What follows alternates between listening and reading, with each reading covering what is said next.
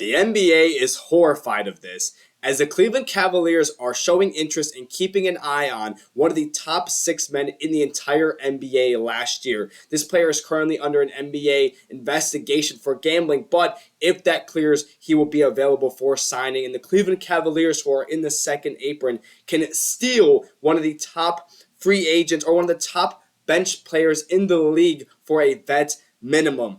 Matt Plangy with Cavs Digest here. Thank you guys so much for joining me. You saw it, who we're talking about today. You saw it in the thumbnail. You saw it in that highlight reel from when he was with the Timberwolves, who we are talking about today. We're going to dive more into this because I mentioned how the Cleveland Cavaliers checked up on this player. I believe it was last month. But now it seems as if the Cleveland Cavaliers are still showing interest in just monitoring this player over and over again with hopes that he will be cleared by the NBA and they can snag the runner-up for Sixth Man of the Year last season on a vet minimum. Really, really happy to be back with you guys. I know it's been, I think, a week from me. I was dealing with midterms and a bunch of sports broadcasting stuff that I was just suffering through school and work, and it was a lot going on, but I'm here now. Midterms are over. Probably did great on them, but I'm here locked in for you guys. Going to have a video today. Maybe even have a video tomorrow. Let's see what happens. Thank you guys so much for joining me. And speaking of joining me, if you guys want to join the Digest crew, if you guys have ever been interested in becoming a content creator or a journalist, the Digest team is hiring. Just go to digestmedia.ca/join us to apply. We are looking for Ohio teams such as the Reds, the Bengals, the Browns, the Guardians, and you can also maybe the Blue Jackets as well if you're a hockey fan. So if you guys are interested in that, you guys can jumpstart your career in the exciting Digest Media team and try to become a sports content creator or a sports journalist. So go ahead and check the link in the description, or you can follow that link that I had in there. Now, let's talk about not Craig Porter Jr. Let's talk about Malik Beasley is the player who we are highlighting today, who we are strictly talking about today. We're going to mention why I believe Malik Beasley is coming to the Cavs. We're also going to dive into what the contract would entail with Malik Beasley because there's a lot going on with him. So the first things first, Malik Beasley, phenomenal player. Second place in Sixth Man of the Year last year. One of the best two-way players in the league, an elite shooter who can play good defense. Malik Beasley is exactly what you want if you are a Cavaliers fan, if you are the Cavaliers in general. That's exactly what you want is a player like Malik Beasley. The reason Beasley is so intriguing, though, is because the Cleveland Cavaliers can only offer a vet minimum due to the second apron. But if you are able to get a player with these statistics on a vet minimum, you just made the heist of the century. And that would honestly be the title of the video if the Cleveland Cavaliers signed Malik Beasley. This is a 16-point scorer, 2.6 rebounds, and 1.7 assists. On 43 and 41% three-point shooter on 16 points is just it's just unbelievable to read. So this is an unbelievable player that if you got for a vet minimum, it would be one of the most insane signings of all time. The reason the Cleveland Cavaliers are not jumping to sign him right now is because of the current investigation, which... And also, in case you're wondering, in case you're going to say, oh, they're not interested in him, there's been no report. So Shams actually said that there is, and I'm actually going to play this video for you guys where Shams says that there is. Malika, they're hopeful that Darius Garland is back early in the regular season. Max Strus is going to miss significant time. That's why they're monitoring interest in a free agent. That's Malik Beasley. Going and still is in an ongoing NBA investigation. 1 month into investigation. We'll see if he's cleared. He needs that NBA clearance to be able to sign with the team. Boom. It's not clickbait. Don't say it. Don't say it. I know you're thinking about it. Don't say it anyways. I love you guys, by the way. Do not say it. But the Cleveland Cavaliers are showing interest in Malik Beasley. I don't really like how this is titled by NBA Central, but whatever, because the Cleveland Cavaliers have previously already showed interest in Malik Beasley. I think they checked up on him. I think they just asked like Adam Silver or whoever, the vet. They probably didn't directly ask Adam, but they probably asked like the investigating crew or somebody. They just asked somebody who Malik Beasley was like, they asked somebody if he was available, and apparently they said no. I might be wrong on this, guys. I might be wrong. I think the federal investigation was dropped on Beasley, but the NBA investigation wasn't.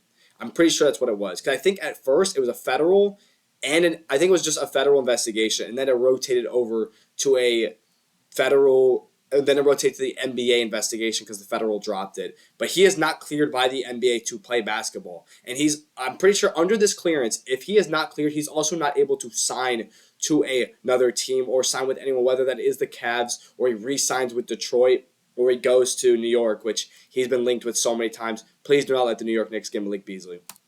That's all I got to say. We do not want Malik Beasley. Now I'm going to kind of dive into some more stuff. So I've showed you guys his statistics. I've talked about what his contract would be, and I've talked about some positive things about Malik Beasley and the whole story around him. He's 6th Man of the Year runner-up, showed you stats, how cheap he would be, and all that good stuff. Now I want to talk about something that's kind of going to be an interesting turn of events from this video. I also believe that this is a setup that Chams, who said this, I think that this is a setup that Max Strus is not going to be a Cavalier. Now, I'm not saying this season alone, but I think if Malik Beasley, hypothetically, if Malik Beasley were to join the Cleveland Cavaliers, I think Max Strus is going to be gone at the deadline.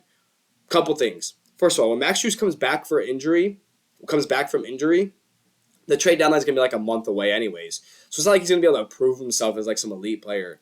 If Malik Beasley is bad, like hypothetical, all right, we're putting this into perspective as if Malik Beasley is on the Cavaliers. If Malik Beasley is on the Cavaliers and were to play good, then Max Strus is going to get shipped off at the deadline because you're not going to need him. You're going to have Sam Merrill, Malik Beasley, DeAndre Hunter. You're going to have enough guys at the 2 position. Now, if you look at the 3 position, you're going to have Dean Wade, DeAndre Hunter, and Malik Beasley that can play the 3 and the 2 as well. Max Strus's value completely gets shut down. And also a person that can play the 3, Naquan Tomlin. Another person that can play the 3 is Jalen Tyson. You don't need Max Strus, who's 6'5", to play the small forward. I say it all the time when I talk about Max Strus, that he is an undersized small forward. He's simply a shooting guard that's in the wrong position, and the Cleveland Cavaliers don't need that anymore when their 1-2 punch of Garland and Mitchell is already undersized. That's my opinion. And I know a lot of the comments agree that Max Strus just shouldn't be the small forward. It should be Hunter. Tyson needs to get some playing time. Naquan Tomlin maybe should come up. Dean Wade is good. I guess some of you think. I'm not sure how I feel about Dean Wade. I don't think he has confidence. I think that's my biggest issue with him. But anyways, I think Max Strus is not going to be a Cavalier. I'm not saying specifically this season. I think that only if Malik Beasley joins Cleveland, Max Strus is getting shipped off somewhere.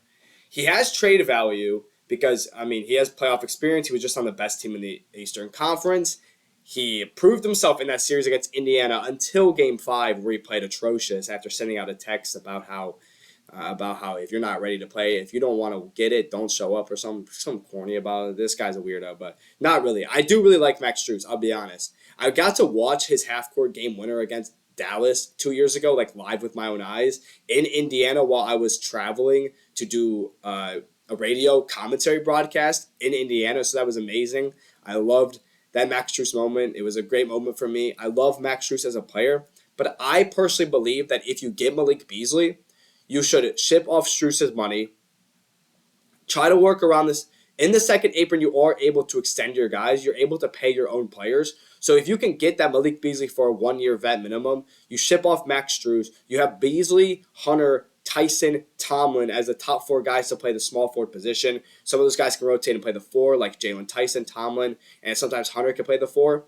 And at the shooting guard position, you have Beasley, Merrill, Mitchell, which is good enough for me. At the center, you're fine with Bryant and Jarrett Allen, and Nance can play there sometimes. At the 4, you're fine with Mobley, with Tyson or Hunter or Tomlin or Larry Nance.